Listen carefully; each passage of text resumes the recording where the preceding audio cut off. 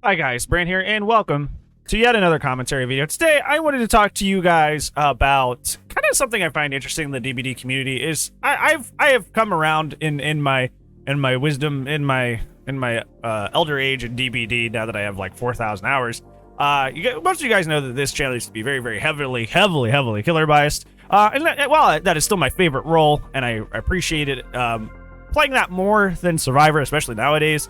I've come around to see that it's kind of more important to see the game from both perspectives, because that is ultimately what is good for the health of the game, and also it's, good for the health of the community. And obviously that's upset a lot of people. I'm sure you've seen that down in the comments below. But I'm trying to do what's best for like what I would try to see things the best I can for the general fairness of everything involved. And I think that things are better for it. Regardless of how entitled, biased, baby ragers who don't touch grass feel about it. But what I wanted to talk about today, since that's a little bit of a tangent, what I wanted to talk about today was that there is actually a functional reason that you really shouldn't buy into side-v-side politics, because that's something that's always been so rampant in DBD, is like, I'm a killer main, I'm a survivor main, so I only see things one way, or I only see things the other way.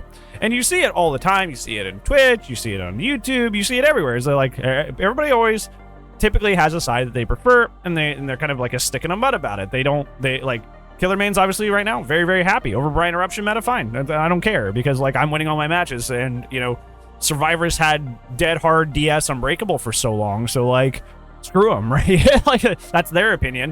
Where as you're a survivor, you're like, all the 6.1 changes were inherently bad, when that's not the case either. And it's just like, everybody has their bias.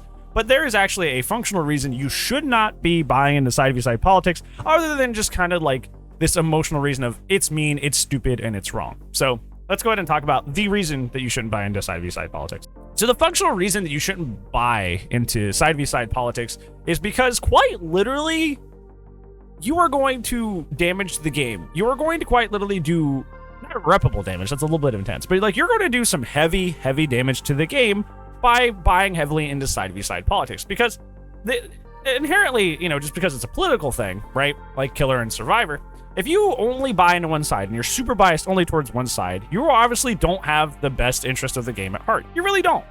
You may have the best interest of your side, but that's, theoretically only half the game, right? And especially if you're the killer side of things, that's not even half the game. You are 1/5 of the game, right? Like, especially if you're the killer side, you're literally only 1/5 of the game. So when you're voting with your brain here by like, yelling and YouTube comments, yelling on Twitch, only going to Twitch, only Survivor streamers, only going to killer streamers, and, kind of gassing up your brain about what you think the game should be, you're only really telling one side of the story. But the problem comes when you start, kind of phrasing it like it's like fact, like it's something that needs to be changed to the game and something that's inherently, truth, when that's not the case. That's just one aspect of things. That's only one point of view. The problem is that when you start putting these phrasing these things as truths, they often are being seen as truths, because that's what you want. You want your side catered to. But the problem is, if you do that enough and enough people do it, then behavior might make changes based upon your biased opinions, because people start phrasing it as like truth, like this is something that like inherently needs to happen. If behavior believes in that and actually buys into that, even though it's not objectively good at the game, it's only good for one side. When people start buying into that and changes actually come to the game, that adversely affects the other side. If you are, let's say like survivors right now are not very happy with the game. You guys, if you've been on my Twitter, I'm like not the most huge fan of Survivor right now either. Survivors are not happy with the game. What if survivors complained so much right now that they got every perk changed from 6.1 reverted? Like, we get old dead part back, we get old DS back, we get that horrible DS unbreakable combo back. What if everything, Iron Will comes back in its same form? What if everything from 6.1 got reverted on the Survivor side because they complained so much? You know how, like, we made good strides. Like, regardless of how you feel about 6.1, we made good strides with a lot of the meta stuff being annoying in the game. We kind of introduced a more annoying meta, but we killed an old meta that was fairly annoying at the same time. Imagine if all that stuff came back out of nowhere.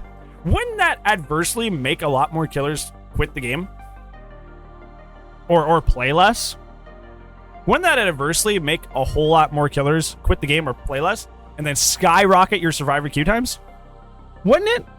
Wouldn't that skyrocket your survivor queue times? And wouldn't that adversely make you miserable? You got what you wanted, right? Like, you complained enough, and you got all these perk changes reverted, and now survivor is like super strong again, right? Survivor's like got all its OP crap back, right?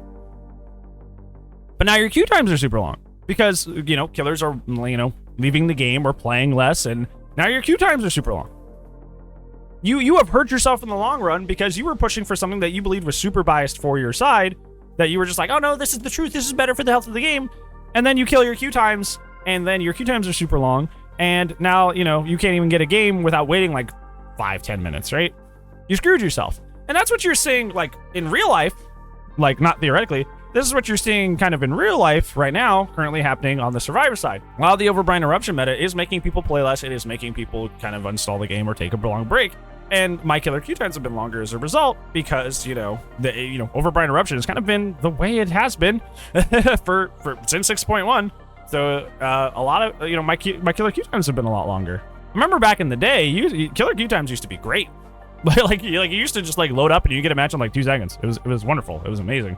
Now my killer queue times are pretty long now, and that's because there's quite literally, you know, less survivor players. It's been nice to have the holiday event back, because the holiday event, you know, all the casual players, you know, come back to the game to get the limited time items, the limited time stuff from the holiday event rift. But I am fearful that my queue times are going to be long on killer again when I go back, or when the holiday event ends, because, you know, all the casual people are going to be leaving the game again. So like the TLDR, if you're missing the point entirely, is that when you soak in this bias of like, I'm a killer and I only want killer changes, or I'm a survivor, I only want survivor changes, and if behavior actually listens to you and puts those heavily biased changes through, it makes the game so unfun for the other side that they literally either take a break or stop playing. They play less, they take a break, or they stop playing. And when that happens, your queue times go through the roof, and that means, in general, a lower player count, like across the board, which means you have quite literally hurt the game's health because you wanted your side catered to.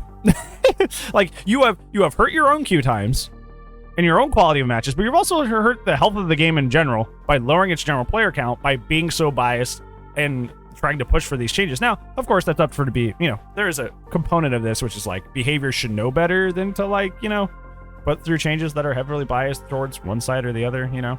But you know, there's a lot of people talking in this game, so, you know, they can't get it right all the time. I mean, you see that they don't get it a lot of things right, even when they don't have somebody in their ear talking about it, much less the whole community talking to them about things. So yeah, just be a little bit more careful and cautious with the things you're saying, because a lot of people think it's just like, oh well, I'm just biased, but who cares, because it doesn't do any damage, it doesn't actually affect anything. But this is like a solid thing that does happen, that like that is why you don't do this, because, you know, it will affect your queue times, it will affect the health of the game by literally making people take breaks or quit if these changes that are so biased that you want actually come to fruition, because you're pushing them as truth. So yeah. So what do you guys think about that? Do you think that that is a good reason to not have side-v-side politics? Or what do you think? What is your biggest reason that you think side-v-side politics in DBD is stupid? Let me know down in the comments below. But on that, that's it for today's video. But, you know, I do upload daily, so we'll see you guys in the tomorrow zone. But if I do not, well, you know, I'll see you when I see you. Yo. Anyways, goodbye.